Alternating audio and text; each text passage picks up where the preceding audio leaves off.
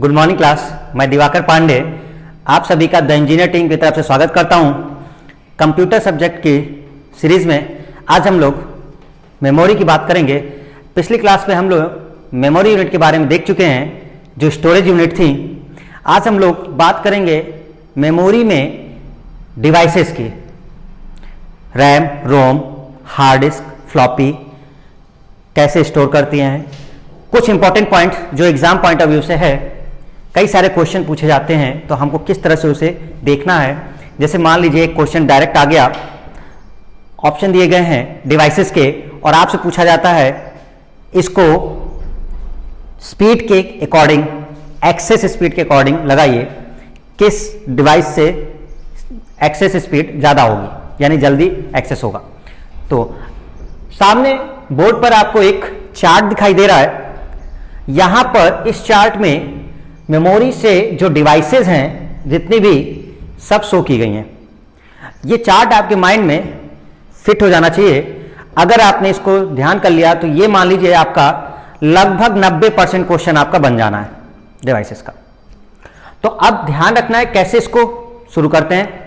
तो जो memory devices हैं वो दो प्रकार की हैं, एक प्राइमरी और एक सेकेंडरी। जो प्राइमरी हैं अगर हम यहां पर देखें तो प्राइमरी में कुछ नाम दिखाई दे रहे हैं, रैम, रोम और कैश। तो प्राइमरी मेमोरी का मुख्य काम प्रोसेसिंग का होता है। किसका क्लास? प्रोसेसिंग। ये ज्यादा स्टोरेज के लिए नहीं होती कि जैसे कि कई जीबी का लेकर के हम 100 जीबी स्टोरेज के लिए यूज कर लें, ऐसा काम इनका नहीं होता। तो प्राइमरी ही प्रोसेसिंग के मेन काम आती हैं स्पीड को बढ़ाने के लिए। सेकेंडरी जो डिवाइसेस होती हैं ये स्टोरेज पर्पज से होती हैं, इसलिए सेकेंडरी डिवाइसेस का एक नाम और है, हम लोग इसको स्टोरेज डिवाइस भी कहते हैं। कौन सी डिवाइस? Storage device. अगर और देखें तो इसका एक और नाम है एक्सटर्नल, और देखें तो एक नाम और है ऑक्सिलरी, और नाम की बात करें मास या फिर परमानेंट मास मेमोरी, और ये परमानेंट में भी आती है। तो कितना सिंपल सा हो गया। मेमोरी दो प्रकार की, एक पहली प्राइमरी, दूसरी सेकेंडरी। सेकेंडरी में कई सारे नाम जो आपका दिख रहा है। अब जैसे कि एक्सटर्नल हम इसको बोल रहे हैं तो उसी तरह से प्राइमरी को भी एक नाम दिया जाता है। प्राइमरी को हम लोग इंटरनल के नाम से बोल सकते हैं। किस नाम से क्लास? इंटरनल। तो primary memory internal memory, secondary memory storage, external, auxiliary, mass. ये ऑक्सिलरी का मतलब होता है वैकल्पिक, ऑप्शनल टाइप का, मतलब मेन मेमोरी नहीं कि कंपलसरी ही हो, ऐसा नहीं। तो ऑक्सिलरी का मीनिंग ये होता है, तो उसमें ये आपका रखा जाता है। चलिए आगे देखते हैं। प्राइमरी में 3 रखी गई हैं। पहली कौन सी? रैम, दूसरी कौन सी? रोम, और तीसरी कैश। इसमें भी जो रैम है ये एक मेन मेमोरी का पार्ट है। रैम क्या है? मेन मेमोरी का पार्ट। रैम जरूरी भी है। जब भी सिस्टम ऑन होता है, कंप्यूटर को हम स्टार्ट करते हैं तो रैम में डेटा लोड होता है, तो रैम बहुत ही इंपॉर्टेंट पार्ट रोल का अदा करता है। आप ध्यान रखिए जरा, रैम की अगर हम बात करते हैं तो रैम दो प्रकार की दी गई है। अच्छा, रैम की फुल फॉर्म क्या है? Random access memory. क्या नाम है? Random access memory. और रैम दो प्रकार से बताई गई है, एक स्टैटिक रैम और एक डायनामिक। अच्छा, रैम को भी अगर देखें तो रैम एक्चुअल में किस नाम से जानी जाती है? हम लोग इसको वोलाटाइल मेमोरी कहते हैं, और रोम को हम क्या बोल सकते हैं? Non volatile. मतलब क्लास देखिए, सिंपल सी बात है। अगर हम रैम की बात करते हैं तो हम इसको वोलाटाइल बोलते हैं। वोलाटाइल का मीनिंग क्या होता है? वोलाटाइल का मतलब होता है पावर जब तक रहेगी, जब तक ऑन करके आपने रखा हुआ है, पावर ऑन है, तब तक डेटा उसमें बना रहना। लेकिन अगर पावर चली गई, पावर ऑफ, तो रैम का डेटा चला जाएगा। मीनिंग ये है। तो वोलाटाइल का मतलब पावर डिपेंडेंट, जो पावर पे डिपेंड करे, वो है वोलाटाइल। क्लियर? लेकिन नॉन वोलाटाइल का मीनिंग क्या होता है कि पावर जाने के बाद भी डेटा रहेगा।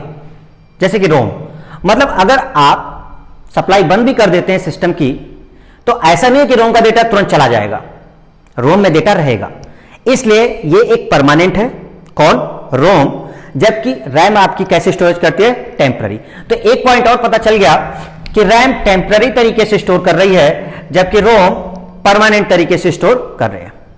रैम वोलाटाइल मेमोरी है, जबकि रोम नॉन वोलाटाइल है। तो volatile power dependent, non volatile power independent. बात क्लियर हुई? 2 पॉइंट आपको क्लियर हो गए होंगे इसमें से। और कभी कभी एक क्वेश्चन भी पूछ लेता है, मेन मेमोरी कौन? तो एक्चुअल में मेन मेमोरी की जब भी बात होगी तो आप लोग प्रेफरेंस रैम को देंगे। वैसे तो सभी को रखा गया है, लेकिन अगर इनमें भी ऑप्शन दे दिया जाए तो हम लोग मेन मेमोरी रैम को डिनोट करेंगे। चलिए आगे देखते हैं। अब रैम पावर वाला तो पॉइंट क्लियर हो गया कि वोलाटाइल है, टेम्पररी स्टोरेज करता है, और साथ में रैंडम एक्सेस मेमोरी है। रैंडम एक्सेस का मतलब होता है कि कैसे भी स्टोर किया गया हो, रैंडमली हम कर सकते हैं, कोई सीक्वेंस की बात नहीं होती। जैसे मान लीजिए कैसेट है, अब कैसेट रिकॉर्डर वाला होता है, अब उसमें आपने सॉन्ग फिल किया क्रम से सॉन्ग, तो क्रम से अगर सॉन्ग फिल किया है तो क्रम से ही एक्सेस होता है, रैंडमली तो नहीं कर सकते। लेकिन जब अगर कोई सीडी वगैरह है, हार्ड डिस्क वगैरह है, इसमें हमने डेटा स्टोर किया है, तो जैसे आप स्टोर किए जरूरी नहीं कि आप उसी क्रम में चलाएं, आप रैंडमली कहीं से भी उठा सकते हैं। तो रैंडम एक्सेस मतलब है रैंडम, डायरेक्ट कहीं से भी हम एक्सेस कर सकते हैं, तो कोई सीक्वेंस की इसमें बात नहीं है। तो random access memory, volatile, temporary, primary, main, सारे नाम इसके। कितने प्रकार की है? 2 प्रकार की। पहली कौन सी? स्टैटिक, और दूसरी डायनामिक। अच्छा, अब ये क्या पॉइंट है, स्टैटिक और डायनामिक का क्या मीनिंग है? तो स्टैटिक में हम लोग फ्लिप फ्लॉप का प्रयोग करते हैं, फ्लिप फ्लॉप, और यहां हम लोग कैपेसिटर का प्रयोग करते हैं। दूसरा पॉइंट, ये फास्ट होती है, ये स्लो होगी। तीसरा point, no refresh, refresh required. मतलब अगर बेसिक पॉइंट में देखिए क्लास, तो बहुत सिंपल सी बात है। अगर इन दोनों में डिफरेंस करें तो जो सर्किटरी है, अगर सर्किट की बात करें स्टैटिक के और डायनामिक की, तो स्टैटिक रैम में हम लोग एक इलेक्ट्रॉनिक सर्किट फ्लिप फ्लॉप का प्रयोग करते हैं जो 0 और 1 के फॉर्म में डेटा को स्टोर करता है। जबकि डायनामिक की अगर बात करें तो डायनामिक कैपेसिटर्स का यूज करते हैं जो चार्जिंग पे चलता है, चार्जिंग डिस्चार्जिंग। तो चार्जिंग डिस्चार्जिंग की वजह से डेटा लॉस ना होने पाए, इसलिए हम लोग को रिफ्रेश करते रहना पड़ता है। तो यानी एक लाइन में अगर डिफाइन करें तो स्टैटिक रैम में हमें जनरली रिफ्रेश करने की जरूरत नहीं पड़ती है, जबकि डायनामिक रैम में कंटिन्यूअस रिफ्रेश बार बार करना पड़ता है या होता रहता है, तो जिससे डाटा लॉस ना हो। तो ये कुछ पॉइंट्स हैं। कौन फास्टर होती है? तो स्टैटिक रैम फास्टर होती है as compared to dynamic RAM. Clear? अगर हम लोग प्रेजेंट टाइम में अपने सिस्टम की बात करें, जो लैपटॉप वगैरह आते हैं, तो उसमें एक डायनामिक रैम का प्रयोग किया जाता है। उसमें डायनामिक रैम हम लोग प्रयोग करते हैं, तो उसका नाम क्या रहता है? DDR, DDR, double data rate, double data rate. अब क्लास, अब इसमें कई सारे हैं, DDR1, DDR2, DDR3, DDR4, इस तरह से सीरीज चल रही है आपकी। तो ये डायनामिक में आपका आता है, ध्यान रखना है आपको। तो बहुत बेसिक सा पॉइंट रैम के लिए। पहला पॉइंट, वोलेटाइल मेमोरी, प्राइमरी है, मेन मेमोरी है, टेम्पररी स्टोरेज है, रैंडम एक्सेस करती है, 2 प्रकार से डिफाइन होती है, स्टैटिक और डायनामिक। स्टैटिक फ्लिप फ्लॉप का प्रयोग, डायनामिक कैपेसिटर का प्रयोग, डेटा लॉस ना होने पाए इसलिए डायनामिक में बार बार रिफ्रेश करना पड़ेगा, जबकि स्टैटिक में हमें बार बार रिफ्रेश करने की जरूरत नहीं पड़ती। स्टैटिक रैम फास्टर होती है, डायनामिक रैम स्लोअर होती है एज कंपेयर टू। आगे बात करते हैं, रोम की बात करते हैं। तो अब जैसा कि नाम लिखा हुआ है, रोम कैसी मेमोरी है? Non volatile. अब रोम अगर नॉन वोलेटाइल है तो इसका मतलब पावर इंडिपेंडेंट, यानी कि अगर डेटा पावर सप्लाई जाता है तो भी डेटा रहेगा। ठीक है? रोम की full form read only memory. क्या क्लास? Read only memory. तो ये आपका, इसलिए कुछ ऐसे प्रोग्राम जैसे कि बायोस, अगर आप समझे, बायोस नामक प्रोग्राम रोम में ही स्टोर किया जाता है क्योंकि वो इंपॉर्टेंट है, बूटिंग के समय जो आपका लोड होता है, और उस दौरान पावर सप्लाई अगर जाती है तो डेटा अगर कहीं और रहेगा तो लॉस हो जाएगा, इसलिए उसको रोम में रखा जाता है बायोस प्रोग्राम को। अब अगर हम इसमें टाइप की बात करें, देखिए टाइप एक है पी रोम, दूसरा है ईपी रोम, तीसरा है कौन, double EP ROM.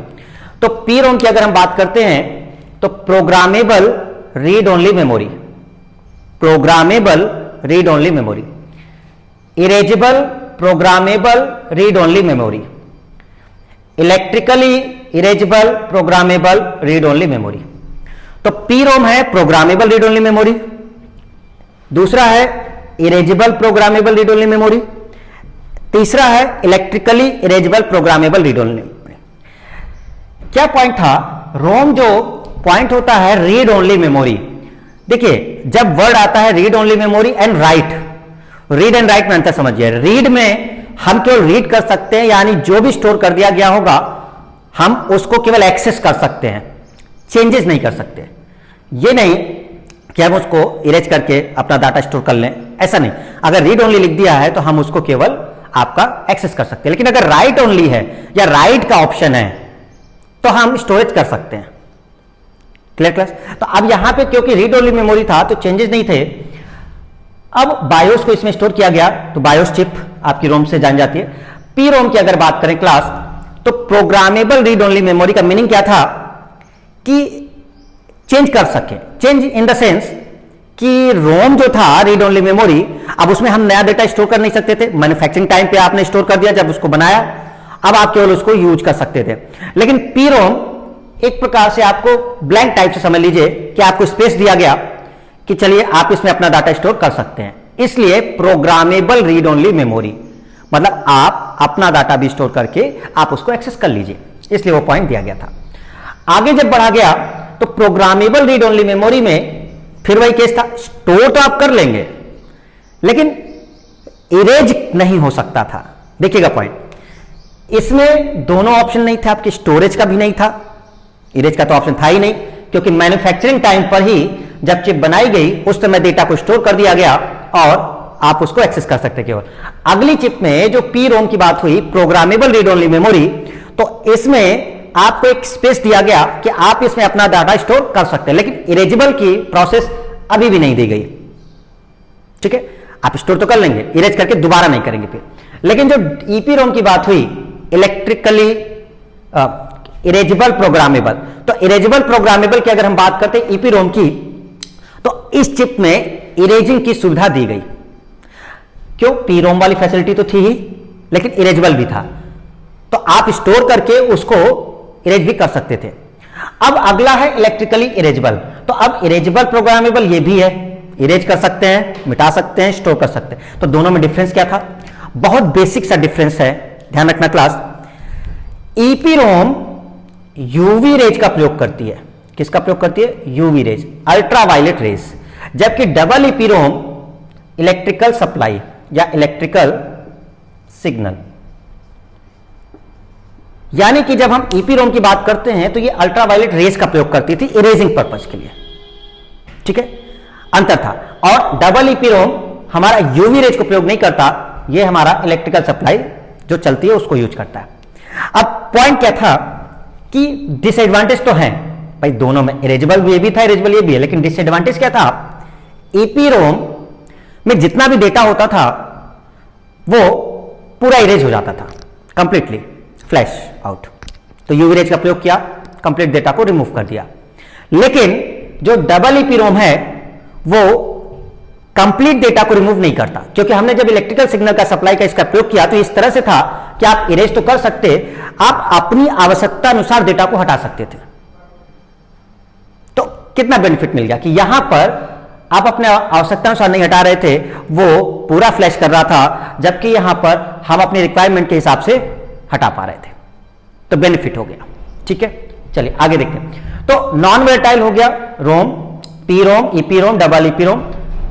Volatile RAM हो गई, नॉन वोलेटाइल रोम हो गया। रोम की full form read only memory, programmable read only memory, erasable programmable read only memory और electrically erasable programmable read only memory.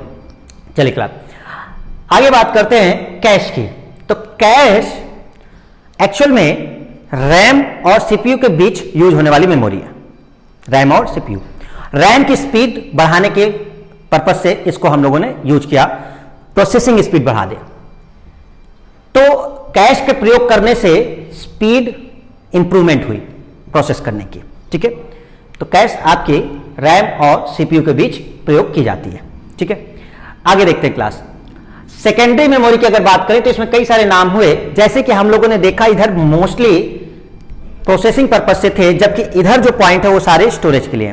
तो सबसे पहला पॉइंट यहां पर दिया गया है सिक्वेंशियल और डायरेक्ट, जैसा हमने आपको बताया। एक्सेस के पॉइंट ऑफ व्यू से सिक्वेंशियल, जिस सीक्वेंस में स्टोर किया गया होगा वैसे ही एक्सेस होगा। मैग्नेटिक टेप, जो टेप होते हैं, अगर T series presents Gulshan Kumar लेके आइए आप एक कैसेट जो सॉन्ग वाली आती थी, तो आप कम से ही एक्सेस कर सकते थे, रैंडमली तो नहीं चला सकते। लेकिन डायरेक्ट एक्सेस में आप वही अब सीडी वाला लेके आइए, जिस नंबर का आप प्ले करना चाहते हैं वो प्ले कर सकते हैं। तो सिक्वेंशियल एक्सेस और डायरेक्ट एक्सेस या रैंडम एक्सेस, तो ये मैग्नेटिक टेप उसकी बात हुई। अच्छा, नेक्स्ट पॉइंट। अब यहां पर भी डायरेक्ट एक्सेस में भी तीन अलग अलग बताए। मैग्नेटिक, जो चुंबकीय एनर्जी का प्रयोग करते हो, हार्ड डिस्क और फ्लॉपी। ऑप्टिकल, जो लाइट का प्रयोग करते हो, CD, DVD, BRD, HVD. Electronic device में पेन ड्राइव और मेमोरी कार्ड, जो इलेक्ट्रॉनिक चिप का प्रयोग करते हैं। तो ऑब्वियस सी बात है, फास्टर कौन होगा? प्राइमरी मेमोरी फास्टर होगी, जबकि सेकेंडरी आपकी क्या होगी? स्लोअर होगी। तो ये कुछ बेसिक पॉइंट थे, हम इसी को आगे कंटिन्यू कर रहे हैं। कुछ पॉइंट्स जो लिखने वाले हैं उसके बारे में तो देखते हैं। ये हम लोगों ने शॉर्ट में अपने चार्ट को देखा कि किस तरह से चीजें थी, मेमोरी कितने प्रकार से डिफाइन किया गया। तो आंसर है दो प्रकार से, एक पहला प्राइमरी और दूसरा सेकेंडरी। प्राइमरी फास्टर होगी या सेकेंडरी? तो आंसर है प्राइमरी फास्टर होगी। मेनली स्टोरेज पर्पज के लिए कौन सा यूज कर रहे हैं? तो मेनली जो स्टोरेज पर्पज के लिए है वो आपकी सेकेंडरी है, जिसको कई नामों से जाना जाता है, एक्सटर्नल, बैकअप, मास, ऑक्सिलरी, ये सारे नाम, ठीक है। तो क्लास क्लियर हो गया होगा पॉइंट। अब हम लोग देखते हैं सबसे पहले कुछ पॉइंट्स। तो वोलाटाइल, पावर डिपेंडेंट कह सकते हैं,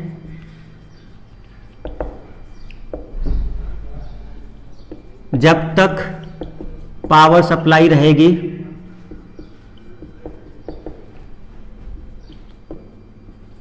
डेटा रहेगा।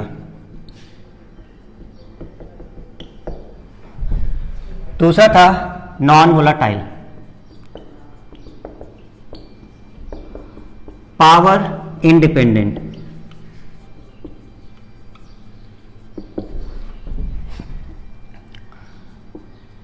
पावर जाने पर भी डेटा बना रहेगा, ठीक है। ये दो पॉइंट। रैम की full form random access memory, ROM read only memory, PROM programmable read only memory, EPROM erasable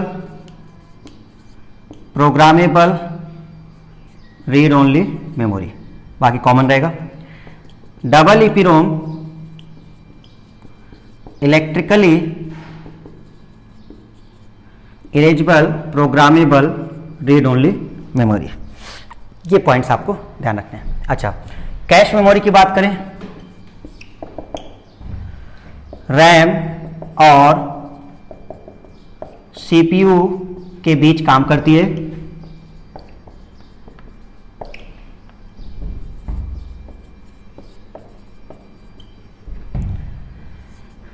RAM की प्रोसेसिंग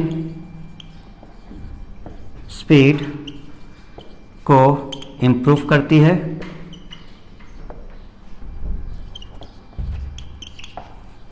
ठीक है। कैश मेमोरी चलिए आगे देखते हैं। इसमें सीडी की अगर बात करें, अगर क्लास सीडी की फुल फॉर्म देखी जाए तो सीडी की फुल फॉर्म क्या है? Compact disc.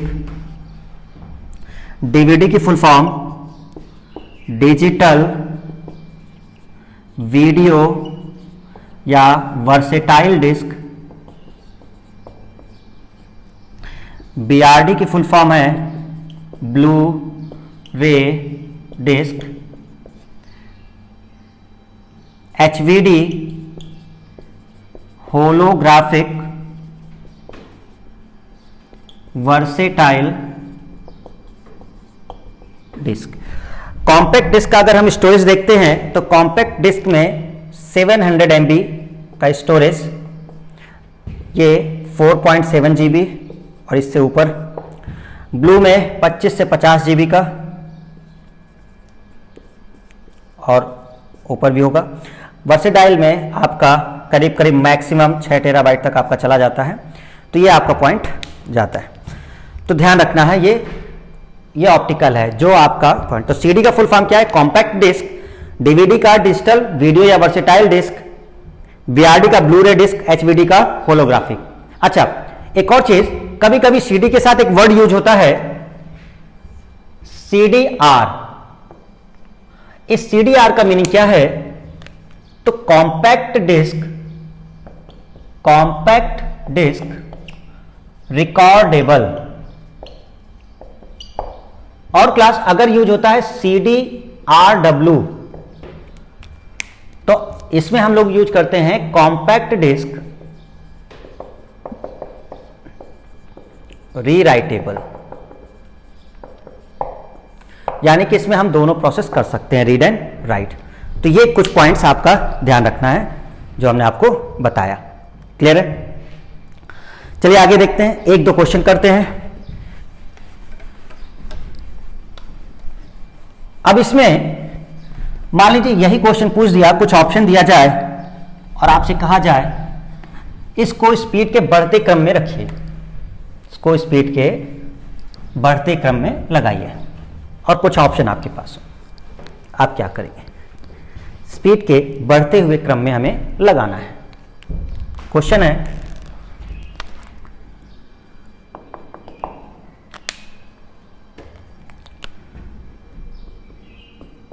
निम्नलिखित को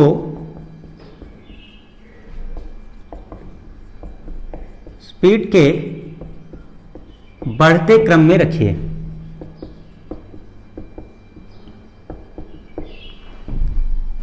ऑप्शन: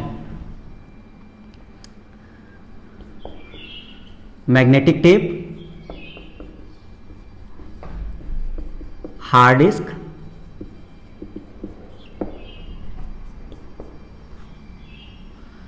रैम,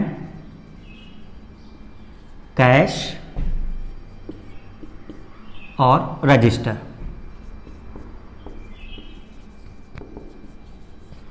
तो आप सभी ट्राई करें, बढ़ते क्रम में रखा जाए। देखिए सबसे जो स्लोअर होगा मैग्नेटिक टेप। मैग्नेटिक टेप से फास्टर कौन है? Hard disk. हार्ड डिस्क से फास्टर कौन होगा? रैम से फास्टर कौन होगी? कैश से फास्टर कौन होगा? रजिस्टर।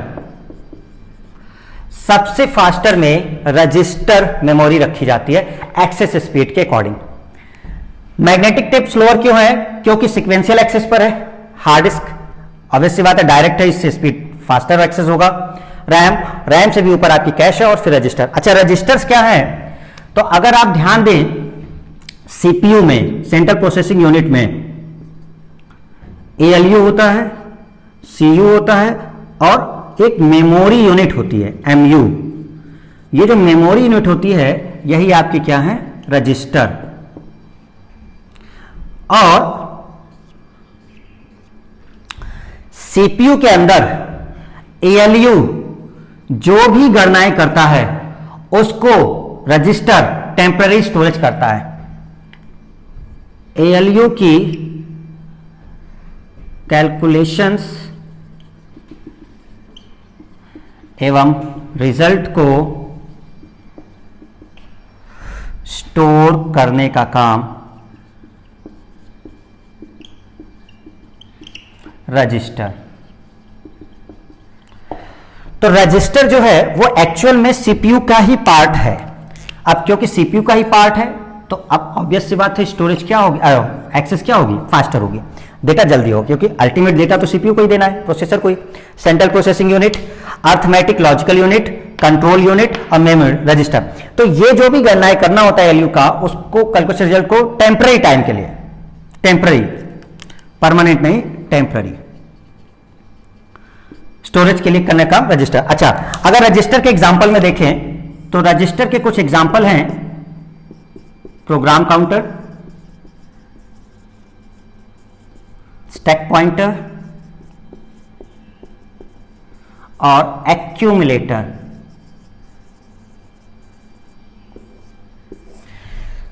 तो ये रजिस्टर्स आपके इसमें डिफाइन होते हैं। तो रजिस्टर की स्पीड सबसे फास्टर मानी जाती है इन सभी में।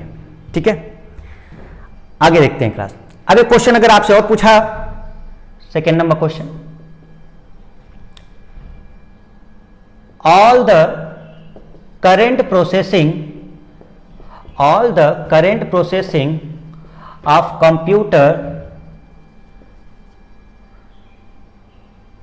are done by which memory? Question क्या है? ऑप्शन है आपका इंटरनल,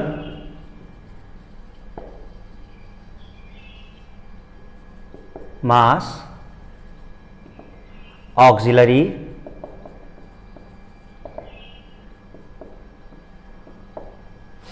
या पीरो, या कुछ और ले लेते हैं। इसमें ऐसा ले लीजिए, हार्ड डिस्क। ये तो अब एक क्वेश्चन आपका है, all the current processing of computer are done by which memory? जो भी करंट प्रोसेसिंग चल रही है सिस्टम की, जो भी कंप्यूटर की करंट प्रोसेसिंग या जो भी चल रहा है वो इसमें से कौन सी मेमोरी करती है? क्लियर? अब देखिए, जब चार्ट बनवाया था तो उसमें बहुत सिंपल सी केस था। मेमोरी दो प्रकार की, प्राइमरी और सेकेंडरी। प्राइमरी का मेन पर्पस था प्रोसेसिंग का और सेकेंडरी का मेन पर्पस था स्टोरेज का। सेकेंडरी के कई नाम थे, सेकेंडरी, एक्सटर्नल, बैकअप, मास, ऑक्सिलरी।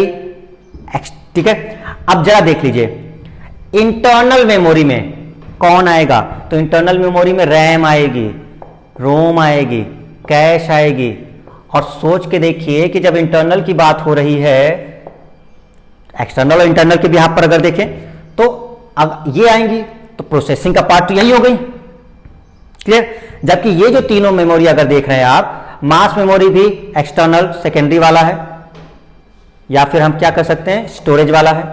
तो ये मेनली स्टोरेज है। तो अगर ये स्टोरेज है तो मास वही है, ऑक्सिलरी वही है, एचडी है। करंट प्रोसेसिंग के लिए सिंपल नहीं, इनका मेन पर्पज स्टोरेज का, तो हमारा आंसर होगा इंटरनल मेमोरी। तो इनडायरेक्ट वे में क्वेश्चन आपको दिया गया।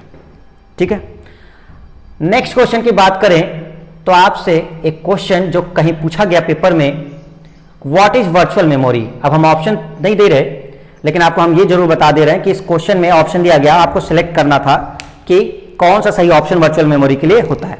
ध्यान रखना है, it is the space on hard disc used as extended RAM by operating system for temporary time। Virtual memory actual में space on hard disk, hard disk से एक स्पेस को यूज किया जाता है। किस तरीके से? रैम की तरह। मतलब ये जो स्पेस लिया गया है वो रैम की तरह ही होता है, एक्सटेंडेड रैम। और कौन यूज कराता है? Operating system time to time. मतलब अगर रैम हमारी बिजी है, रैम में पर्याप्त स्पेस नहीं मिल पा रहा है और नया प्रोग्राम आप उसमें लोड कर रहे हैं, तो फ्रैक्शन ऑफ सेकेंड के लिए हार्ड डिस्क से स्पेस को यूज किया जाता है, लेकिन उस स्पेस को जो हार्ड डिस्क से लिया गया है वो रैम की तरह यूज किया जाता है, इसीलिए वो एक्सटेंडेड रैम होता है। तो एक रैम का पार्ट नहीं माना जाता है एक्सटेंडेड रैम। तो थोड़ी देर के लिए डेटा को वहां रखा जाता है, वो एक पेजिंग मेथड कहलाता है, ठीक है।